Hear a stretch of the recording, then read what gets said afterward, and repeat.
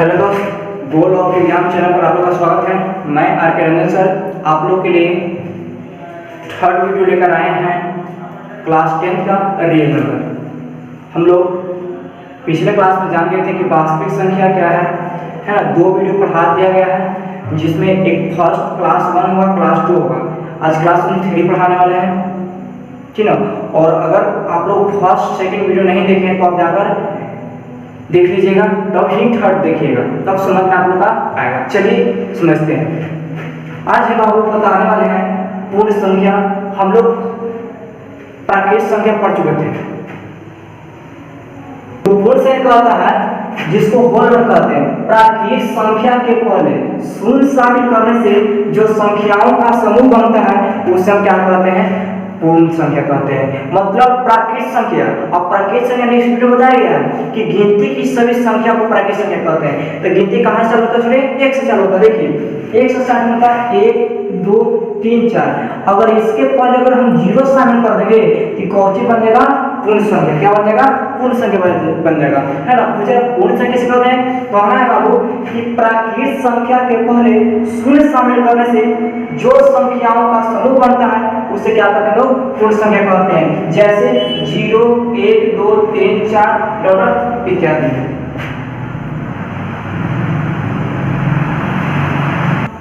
चलिए पूर्ण संख्या हम लोग क्या करते हैं? डाबू से। जब भी आपको डाबू मिला तो कहना कि डाबू से होल नंबर मतलब क्या चाहिए? पूर्ण संख्या, है ना। आपसे पूछेंगे कि डाबू किससे क्या दे रहे हैं तो पूर्ण संख्या को हम लोग डाबू से करते हैं। देखिए सबसे छोटी पूर्ण संख्या क्या होता है? शून्य का मतलब क्या है? 0। मतलब सबसे छोटी पूर्ण संख्या क्या होता है? 0 होता है, शून्य होता है, ठीक है। अब ध्यान दीजिए टिप्स में बताया गया है कि सभी प्राकृत संख्या को पूर्ण संख्या कहते हैं। जितनी भी प्राकृत संख्या सब लोग पूर्ण संख्या कहेंगे, लेकिन सभी पूर्ण संख्या को प्राकृत संख्या नहीं कहेंगे, प्राकृत संख्या नहीं कहेंगे। आगे जाते हैं। शून्य क्या है ना? शून्य संख्या क्या है? शून्य संख्या क्या है? जिसको हम कहते हैं 0 नंबर। शून्य एक ऐसी संख्या है, वैसी संख्या है।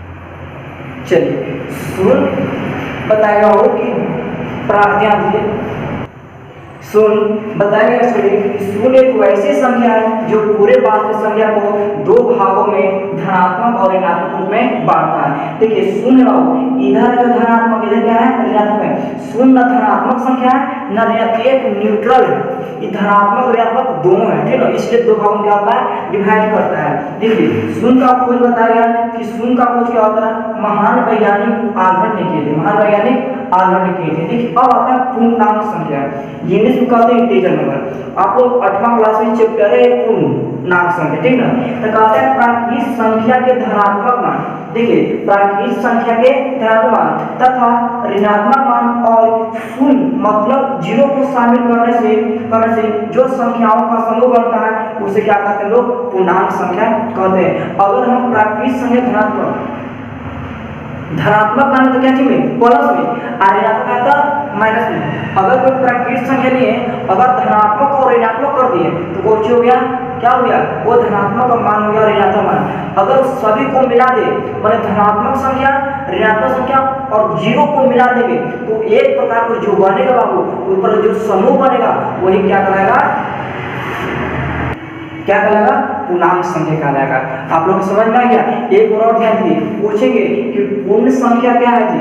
होल नंबर क्या है जी? कहना कि प्राकृत संख्या के पहले शून्य शामिल करने से जो संख्याओं का समूह बनता है उसे हम लोग पूर्णांक संख्या कहते हैं। जैसे 0 1 2 3 4 5 चलिए इत्यादि, है ना।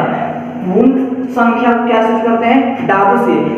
डाबू दिखाई देता है क्या चीज है? पूर्ण संख्या होल नंबर है।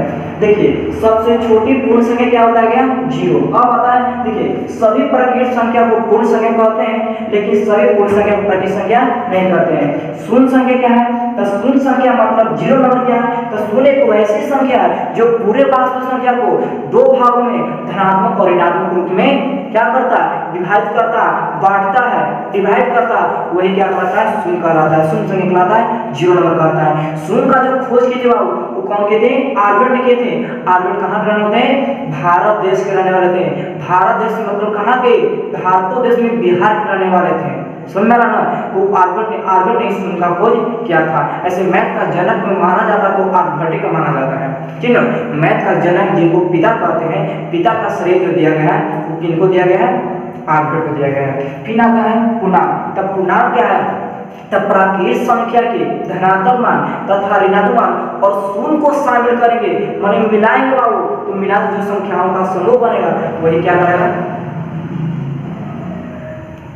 क्या कहलाएगा, पूर्णांक संख्या कहलाता है, ठीक है। एग्जाम्पल में यहाँ देखा गया 0 n हो गया धनात्मक मान, n क्या हो गया ऋणात्मक मान, अब बीच में क्या हो गया शून्य। आपसे पूछेगा कि सबसे छोटी पूर्णांक संख्या क्या है, तो वो सबसे छोटा पूर्णांक संख्या नहीं है, ना छोटा है ना बड़ा है। माइनस में देखा जाए तो माइनस इंफिनिटी माइनस अनंत तक होता है, ये देखा जाए तो प्लस में ना अनंत होता है। आप लोग को समझ में आ गया होगा, इसको जल्दी से स्क्रीनशॉट लीजिए। चलिए आप लोग इसको स्क्रीनशॉट ले लिए हो, आप लोग को समझ में आया होगा, तो आप लाइक शेयर कीजिए और दोस्तों के पास थोड़ा भेजिए कि हमारा उत्साह हमारा क्या हो बढ़े, और इसी तरह हम डेली एक वीडियो आप लोग के पास प्रोवाइड करें, डालते रहें, ठीक। आज के लिए इतना ही। जय हिंद, जय भारत। अब मिलेंगे नेक्स्ट वीडियो में।